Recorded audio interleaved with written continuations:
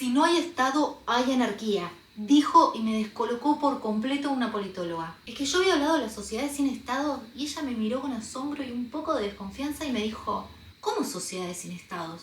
Si no hay Estado, hay anarquía. Y ahí entendí lo importante que es el conocimiento antropológico. En ese momento me di cuenta de que la mirada antropológica debía difundirse, que no podía quedar solo en manos de quienes estudiamos antropología. Porque te abre el juego, te da perspectiva. La tipa era muy instruida, sí, dentro del marco de lo que su formación en ciencias políticas le había conferido. Pero es el día de hoy que sostengo, y no es por ser fundamentalista, o bueno, un poco sí, que toda carrera debería tener al menos una materia o un seminario que dé la mirada antropológica sobre la disciplina. Porque te desencorseta, te muestra otras maneras de ser en el mundo, por fuera de lo que vemos, percibimos, pensamos, hasta estudiamos. Entonces sí, en antropología hablamos de sociedades sin Estado, y eso no las vuelve anárquicas. De hecho, es uno de los presupuestos básicos que tienen que romper los antropólogos a la hora de estudiar los sistemas políticos de las sociedades no occidentales. Hay caos. La horda primitiva, la idea de que los grupos salvajes no tienen ni ley ni orden. Algunos autores se horrorizaron con esta idea y otros la romantizaron.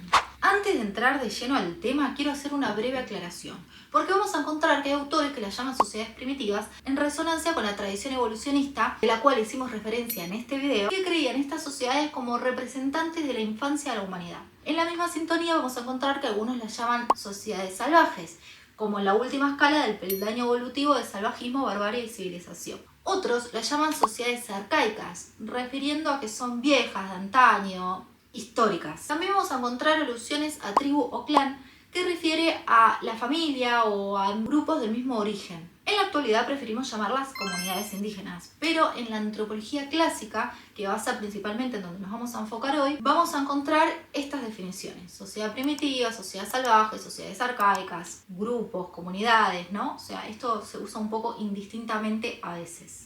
Dicho esto, ¿realmente existieron grupos que no tenían ni ley ni orden? La respuesta simple es no. Pero entonces, ¿cómo se organizaban? La respuesta corta es la familia. Con mayor tecnicismo antropológico, el parentesco. Pero no estoy acá para dar respuestas cortas. No es mi estilo. Me conduce un inconstante... ¿Y por qué? Tengo la curiosidad de una nena de 3 años que ninguna respuesta la satisface del todo. Pero sí aprendí a armar lo que me gusta llamar esbozos de respuestas. Aproximaciones, va. Y he aquí un esbozo de respuesta. Voy a traer algunas aproximaciones de lo que hay que tener en cuenta a la hora de hablar de antropología política. Este video va a ser un poco más conceptual que etnográfico porque voy a dejar la etnografía pura y dura para otro video. Solo digamos ahora que la etnografía es el escrito fruto del trabajo de campo, del cual hicimos referencia en este video, que llevan a cabo los antropólogos cuando van a estudiar un grupo humano específico y articulan lo que ven con la teoría. ¿Se entiende? Como antropóloga voy, veo, registro, tomo nota, relaciono con todo el acervo teórico sobre el tema y queda un escrito etnográfico. Ponele, ya ampliaremos. Decíamos en videos anteriores que la metodología que caracteriza la antropología es el trabajo de campo. Es decir, ir a ver qué onda, cómo viven los grupos humanos en primera persona. No me lo contaron, yo lo vi. Es un poco la base de esta metodología. Pero esto no quiere decir que no haya antropólogos que se basen en las etnografías de otras personas. Van recolectando información, leyendo y así van construyendo su propia teoría. O mínimamente problematizando o sirviéndose de la etnografía de los otros. Aclaro esto porque es importante en cómo van a trabajar los autores que elegí para hoy. Algunos fueron, vieron, registraron y otros no.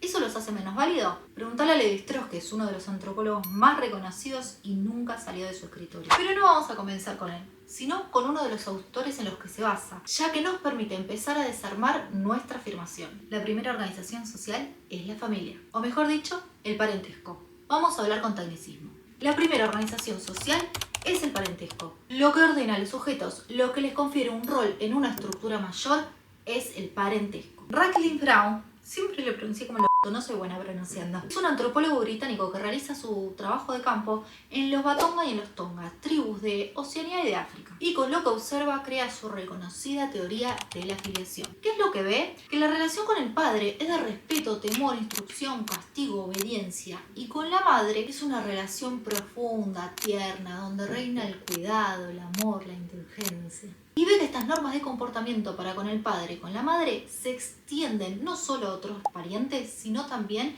con dioses y en rituales. Entonces, por ejemplo, con el hermano de la madre, o sea, el tío materno, se tiene una relación suave, de indulgencia, de cariño, ya que vendría a representar una especie de madre masculina.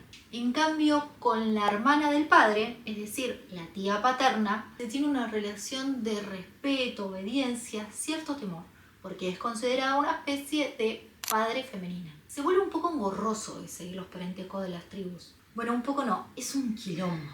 Así que no me quiero enredar acá. Lo que pretendo mostrar es que las relaciones sociales son ordenadas en base al parentesco que establece normas de conducta fijas. Ante tal pariente hay que comportarse de tal forma. Solo voy a hacer alusión a 2 puntos que puede ser un poco paja de seguir, pero que no puedo no hacer referencia al hablar de parentesco. Y porque realmente lo vamos a encontrar en muchísimos estudios etnográficos. Bánquenme con estas 2 cositas y les juro que después se pone interesante. Por un lado, Radcliffe Brown enumera 3 tipos de relaciones vinculadas al parentesco. La relación entre hermanos se llama de consanguinidad, entre progenitores e hijos de filiación o descendencia, y entre parejas o cónyuges de afinidad o matrimonio. Con lo cual podemos ver que nombra técnicamente relaciones de la familia tipo. Y por otro lado, para hablar de la organización del parentesco tenemos que tener en cuenta la descendencia, la residencia y la autoridad. Si hacemos foco en la descendencia, vamos a ver que hay comunidades que son patrilineales y comunidades que son matrilineales. Esto quiere decir que la herencia se hereda por vía paterna o por vía materna. Si hacemos foco en la residencia, vamos a ver que hay comunidades patrilocales y comunidades matrilocales. Esto quiere decir que cuando se casan se van a vivir a la aldea de ella o de él. Y si hablamos de la autoridad, vamos a ver que hay comunidades patriarcales y comunidades matriarcales. Pero no tanto en si la autoridad la tiene el padre o la madre, sino el linaje del padre o el linaje de la madre. Y esto se puede combinar de múltiples maneras. Puede haber una sociedad patrilineal con residencia matrilocal, o una sociedad matrilineal con residencia patrilocal, o patrilocal y matrilineal, o patrilocal y patrilineal, o matrilineal y patrilocal, y así. Como decíamos, Radcliffe Brown utiliza como unidad de análisis a la familia elemental, lo que en Occidente llamamos a la familia tipo, padre, madre e hijos. Pero esto no es así en otras culturas. Anoten esta frase porque la vamos a usar mucho. Ahora lo tenemos más naturalizado de alguna manera, pero cuando yo cursé la carrera, allá por 1810, me voló la cabeza, porque no estaba tan normalizado. Se tenía muy naturalizada la idea de que la familia era padre, madre, hijo, hija, hije, ex, llámalo como quieras. Y yo no crecí en una familia tipo, entonces más de una vez me he preguntado si lo que yo tenía era realmente una familia. Y cuando estudié parentesco, entendí que la familia puede ser de múltiples formas y aún así sigue siendo una familia. Porque vi tantos sistemas de parentesco distintos que fue como, claro, puede ser de muchas maneras realmente. No necesariamente es la familia tipo. De hecho, Lévi-Strauss nos habla del avunculado. El avunculado es una institución social que pone el eje en la relación entre el tío materno, es decir, el hermano de la madre, y el sobrino. ¿Qué nos dice Lévi-Strauss? Que el átomo de parentesco está compuesto por 4 tipos de relaciones ligadas entre sí. Hermano y hermana, marido y mujer, padre e hijo, tío materno y sobrino. ¿Por qué incluye al tío materno? Porque es lo que para Lévi-Strauss explica el paso de la naturaleza a la cultura. Ya que es el tabú del incesto, es decir, la prohibición de que hermano y hermana se apareen, lo que hace que el parentesco se separe de otras organizaciones sociales animales. Presenta la prohibición del incesto como el lado negativo, en tanto prohibición, de un fenómeno prácticamente universal. La exogamia. La endogamia son grupos que se reproducen entre sí y la exogamia son grupos que se reproducen con otros grupos. Y el avunculado lo presenta como el rasgo característico de las estructuras elementales del parentesco, ya que es el tío materno quien cede a una mujer, su hermana, y eso genera una serie de contraprestaciones sucesivas. Es decir, te doy a mi hermana a cambio de bienes, tierras, etc. Esta es la teoría de la alianza que establece Lévi-Strauss. Por eso, para él, la cultura es un sistema de comunicación donde se intercambian bienes, mensajes, mujeres, donde hay un intercambio que genera una serie de contraprestaciones, es decir, la obligación de devolver, hay cultura. La función de la cultura es integrar oposiciones y generar camaradería donde podría haber enemistades. Es decir, el otro grupo es un potencial enemigo, pero al intercambiar mujeres es un aliado. Por eso la teoría de la alianza. Pensemos en las series que transcurren en la corte medieval, que se intercambian mujeres a cambio de un dote, de bienes, tierras, posición social. El matrimonio históricamente ha servido más como alianza con grupos potencialmente enemigos que como la consumación del amor.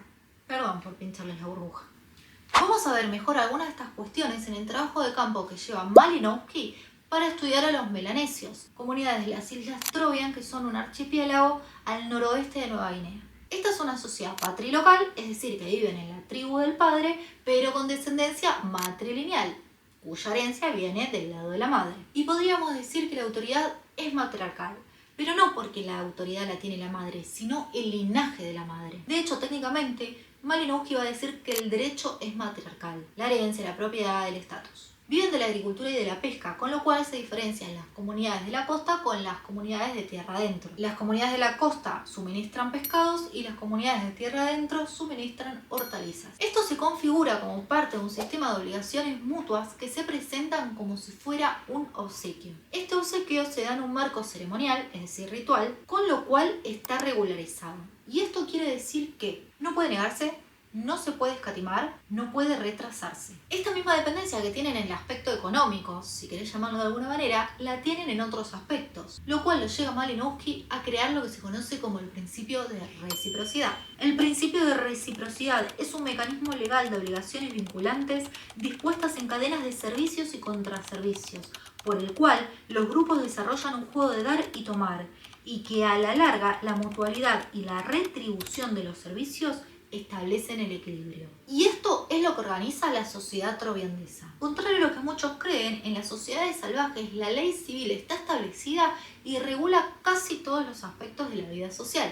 La regula a través de reglas consuetudinarias, es decir, el cuerpo de costumbres, que no es otra cosa que la suma total de reglas, convenciones, tradición y esquemas de comportamiento que se siguen por la fuerza del hábito. Pero esto no quiere decir que haya una adhesión total a las reglas. Y acá les voy a contar tremendo culebrón. Los programas de Chimento, un poroto. Resulta que una chica estaba saliendo con un chico medio de trampa, pero tenía otro pretendiente. Estaban de trampa básicamente porque el chico con el que estaba saliendo era su primo materno, lo cual violaba las leyes de la exogamia. Medio que todos lo sabían, pero se hacían lo lobo. El otro que quería estar con la chica no le daba pelota porque estaba saliendo con el primo, lo empezó a amenazar, que la dejara porque le iba a hacer hechicería y no sé qué. Pero el primo ni bola, seguía con su prima. Hasta que un día el otro lo insultó, lo acusó en público, le dijo de todo menos bonito.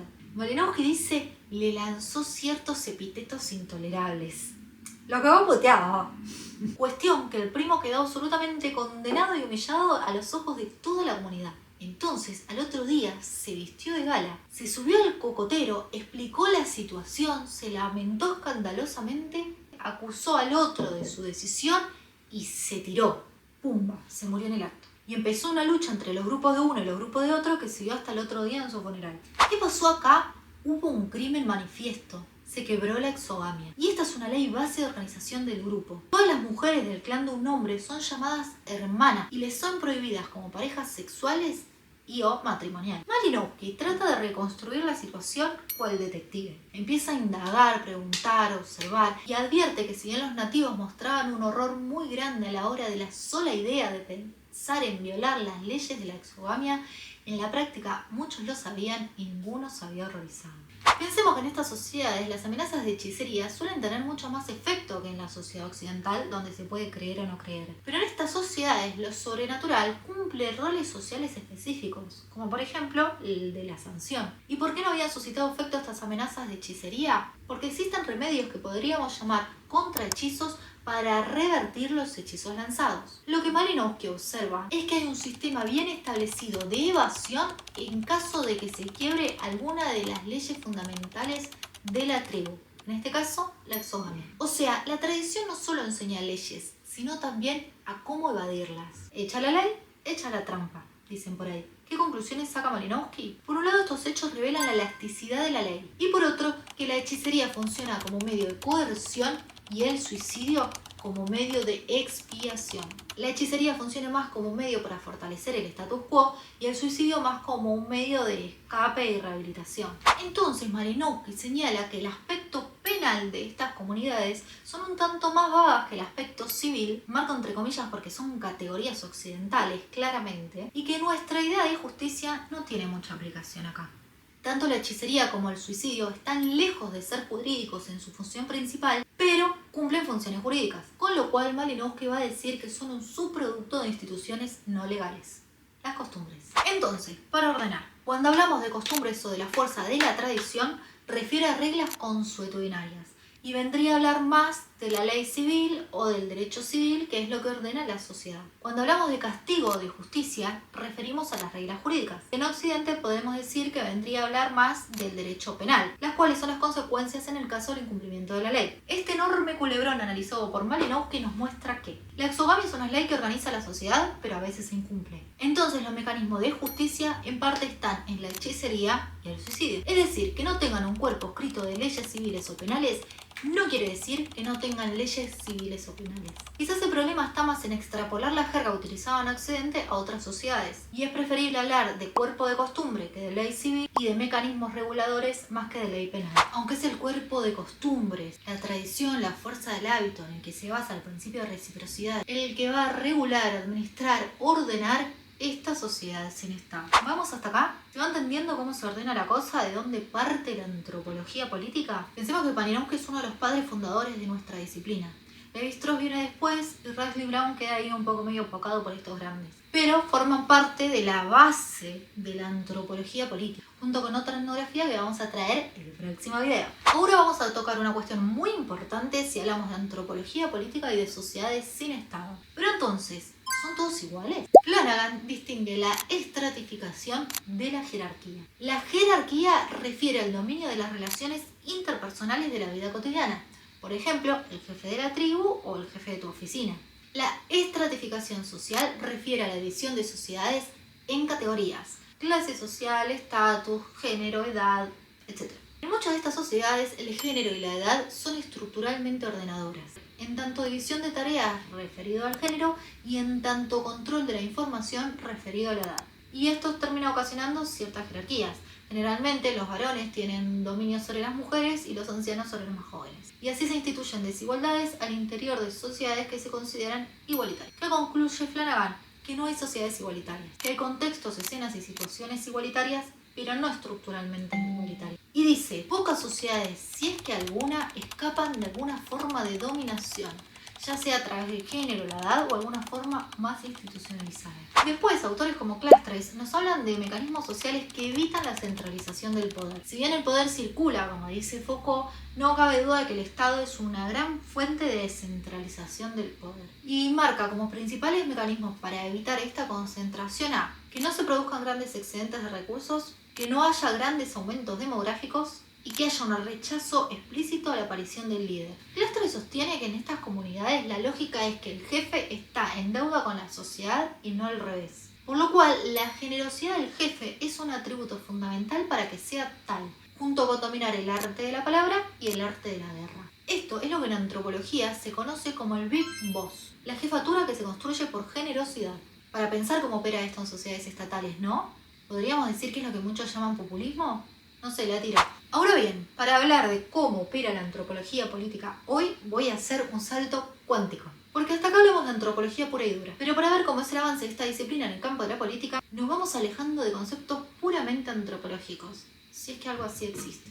Casi todas las comunidades indígenas hoy se encuentran atravesadas por el poder estatal, y es imposible ver cómo se despliega el análisis de la antropología política sin traer categorías de otras disciplinas, tales como la sociología o las ciencias políticas. A decir verdad, las ciencias sociales tienen más puntos de encuentro que de desencuentro entre sí. Si bien podemos ver que a grandes rasgos difieren las metodologías, los objetos de estudios, en la práctica, las categorías, enfoques e incluso metodologías se entrelazan. Tradicionalmente se dice que la antropología estudia a los otros y la sociología a nosotros, es decir, a la sociedad occidental.